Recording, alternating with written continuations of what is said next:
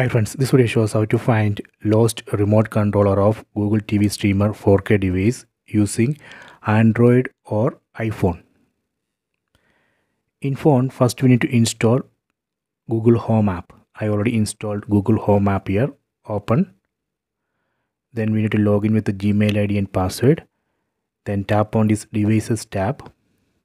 Then we need to add device to this Google Home app.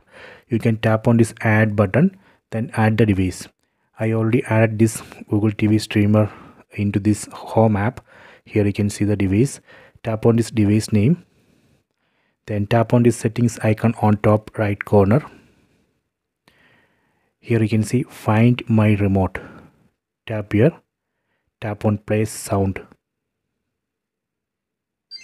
See, so this way we can find lost remote.